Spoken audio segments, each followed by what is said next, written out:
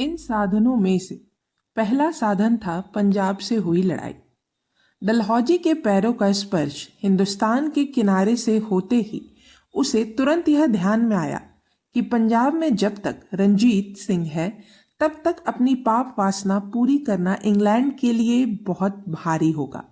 यह देखकर उसका दृढ़ निश्चय बना कि उस पंजाबी सिंह को किसी तरह गुलामी के जाल में फंसाना ही चाहिए।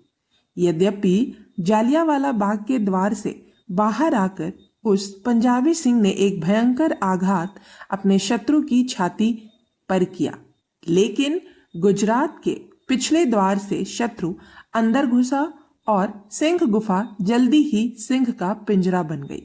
रंजीत सिंह की पटरानी चंद्रकुंवर लंदन में खुटकर मरी और रंजीत सिंह का पुत्र दिलीप सिंह दूसरे के दरवाजे टुकड़े जोड़ता पड़ रहा था। अब हिमालय से कन्याकुमारी तक तो सारा हिंदुस्तान लाल हो गया, परंतु अभी भी सिंधु नदी से इरावती नदी तक जैसा चाहिए था वैसा लाल नहीं हुआ था। फिर देर क्यों?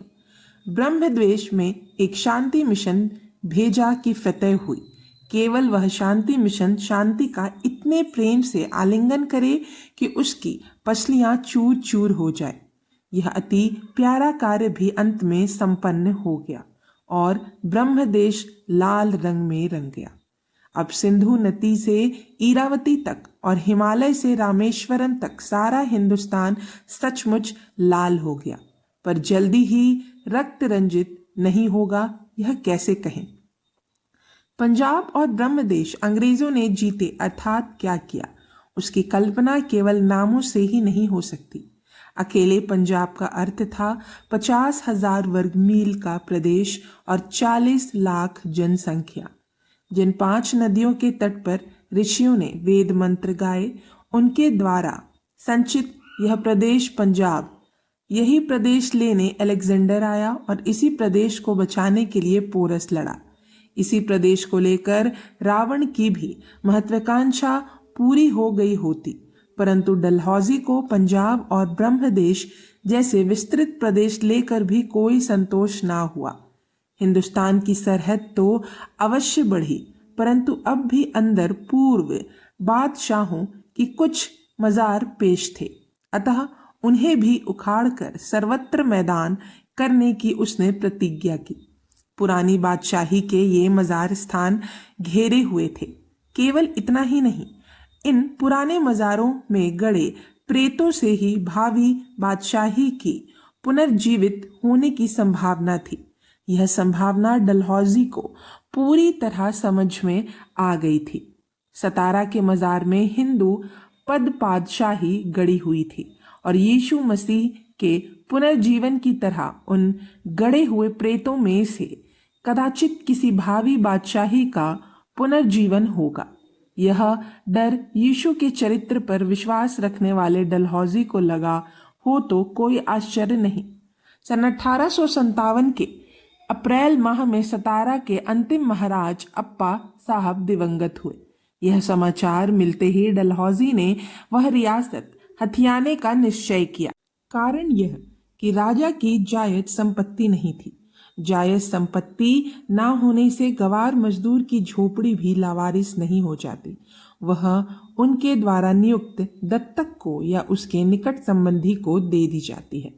पर सतारा, वह तो किसी गवार की झोपड़ी ना होकर अंग्रेजों की बराबरी के दोस्त सरकार थी। सन 1839 में प्रताप सिंह छत्रपति पर अंग्रेजी राज्य उलटने के षड्यंत्र का आरोप लगाकर उन्हें गद्दी से हटाने के बाद उसके स्थान पर छत्रपति अप्पा साहिब की नियुक्ति अंग्रेज सरकार ने ही की थी। पदोच्चत के संबंध में मिस्टर ऑर्नोल्ड अपने ग्रंथ डलहौजीज एडमिनिस्ट्रेशन में कहते हैं, it is not pleasant to dwell upon the circumstances of the dethronement and so discreditable they were. परंतु इस बेहूदी पदच्युत के बाद जिसे अंग्रेजों ने सतारा की गद्दी पर बैठाया, वह प्रताप सिंह का जायज पुत्र ना होकर भाई था, अर्थात जायज पुत्र के अभाव में हिंदू शास्त्र के अनुसार अन्य संबंधियों का सिंहासन पर अधिकार बनता है। इस समय तक अंग्रेजों ने यह स्पष्ट स्वीकार किया है। यह स्वीकृति अपनी नियमित विश्वासघाती रीति के अनुसार डलहौजी साहब ने अस्वीकार कर दी। यही सत्य है। विभिन्न राजाओं से किए गए समझौतों में हमने दत्तक संपत्ति पहले ही अमान्य की हुई है, ऐसा वे कभी भी नहीं कह सकते थे। सन 1824 में कोटा के राजा का दत्तक स्वीकार करते समय अंग्रेजी सरकार ने ऐसा स्पष्ट कहा था, कोटा के राजकुमार के इस अधिकार को मान्यता दी ही जानी चाहिए कि उन्हें सशस्त्रों के नियमानुसार दत्तक पुत्र ग्रहण करने और उसे अपना उत्तराधिकारी नियुक्त करने का अधिकार। पुनः सन 1837 में जब ओरछा के राजा ने दत्तक लिया तब अंग्रेजों ने उसे स्वीकार करते हुए वचन दिया था। हिंदू नरेशों का यह अधिकार है कि वे स्वयं वंश की शाखा में उत्पन्न उत्तराधिकारी से अलग भी किसी को गोद ले लें। ब्रिटिश सरकार को ऐसे दत्तक को मान्यता देनी होगी, किंतु गोद लेने की यह प्रतिक्रिया हिंदू सशस्त्रों के विरुद्ध नहीं होनी चाहिए। इतनी स्पष्ट भाषा में और इतने साफ साफ दिए गए वचन कागजों में लिखे होते हुए भी यह कहने की हिम्मत अंग्रेज प्रवक्ता और अंग्रेजी नीति के सिवाय और कोई नहीं कर सकता कि हमने दिए ही नहीं थे। उपर्युक्त दोनों उदाहरण देने का आशय बस इतना ही है, केवल यही दो उदाहरण हो, ऐसा नहीं। हिंदू शास्त्र के अनुसार दत्तक लेने का राजवाड़ों का अधिकार अंग्रेजों ने अनंत बार और अनंत करने का मूल कारण उपर्युक्त समझौतों एवं वचनों की भाषा में खोजने का अर्थ पूर्व शब्दों में मान्य किया गया था।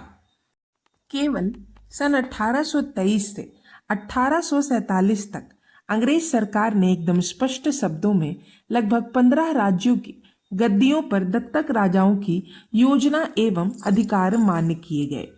इतना कहना पर्याप्त है, क्योंकि इन रियासतों को अधिग्रहण दिशा की खोज में उत्तर दिशा को जाना है।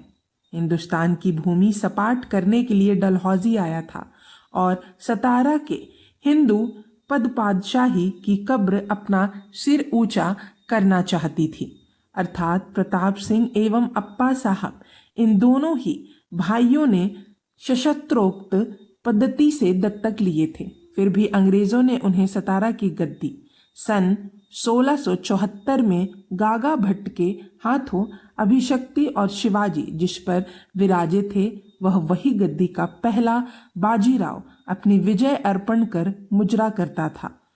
यह वही सिंहासन था। महाराष्ट्र देख शिवाजी जिस पर बैठा था और संताजी धनाजी निराजी बाजी जिनके आगे जी कहकर लोग नम्रता से झुकते थे, तेरा वही सिंहासन डलहौजी ने टुकड़े टुकड़े करके फेंक दिया। अब तू चाहे अर्जियां लिख या डेपुटेशन भेजता रहे, डलहौजी नहीं सुनता तो फिर नहीं ही सुनता। इंग्लैंड में उसके वरिष्ठ अधिकारी तो जीवित है ना। डलहौजी एक सामान्य आदमी है, पर उसके वे वरिष्ठ अधिकारी देवता भी हो सकते हैं। हमने उन्हें देखा ही कहाँ है। यह रंगो बापूजी बहुत बढ़िया और स्वाभिभक्ति व्यक्ति है। सतारा की शिकायत लेकर उसका इंग्लैंड जाना उचित है। कृपा की तो देव नहीं तो पत्थर, पर वो कृपा करते हैं या नहीं इसकी बाट जोहता तो कितनी देर बैठेगा। कृपा अब होगी तब होगी, इस आशा में रंगो बापूजी लंदन के लीडन हॉल स्ट्रीट की सीढ़ियां कितनी बार चढ़े उतरे होंगे। अपमान होने तक, मजाक बनाए जाने तक, करोड़ों रुपए अंग्रेज बैरिस्टरों की जेब में पहुंचाने पर, लौटने के लिए दमड़ी भी ना बचने तक, और अंत में हम सतारा नहीं देंगे ऐसा गवर्नर उत्तर मिलने तक रंगो बापूजी लंदन का मृग जल पीते रहे। जब रंगो बापूजी लंदन जाने की तैयारी में लगे थे, तब डलहौजी का ध्यान दूसरा षड्यंत्र रचने में लगा था।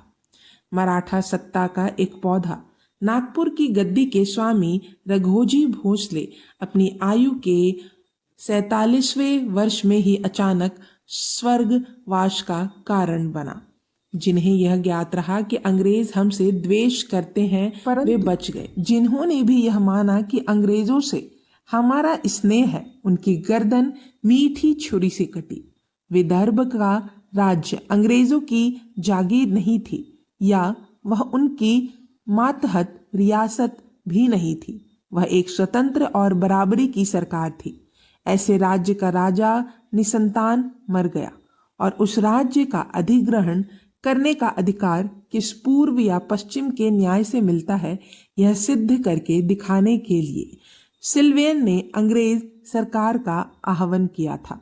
सारी मिली भगत, एक खाए दूसरा हजम करे, एक गला काटे दूसरा पूछे कि किस प्रकार से गला काटा, मानो गला काटने वालों का कानून को बहुत डर रहता है। सन 1843 में डलहौजी ने अपने मित्र की गर्दन उतार दी। कारण दिखाया, राजा ने दत्तक लिया ही नहीं था। राजे राघोजी संतान प्राप्त की संभावना की आयु में एकाएक दिवंगत हो गए। उसमें यदि वे दत्तक ना लेते हुए दिवंगत हुए थे तो भी वह अधिकार उनकी पत्नी को प्राप्त था। राजा की मृत्यु के बाद राजपत्नी द्वारा लिए गए दत्तक, 1834 में धार की राजपत्नी द्वारा लिए गए दत्तक, 1841 में किशनगढ़ की रानी का लिया हुआ दत्तक, एक दो नहीं अनेक दत्तक अंग्रेजों ने स्वीकार किए थे, परंतु उस समय उन्हें स्वीकारने में लाभ था और आज राघोजी के पीछे उनकी पत्नी द्वारा लिए गए दत्तक को नकारने में लाभ था। क्या लाभकारी था? यह मुख्य प्रश्न था और उसी के अनुसार सारी बातें तय होती थी।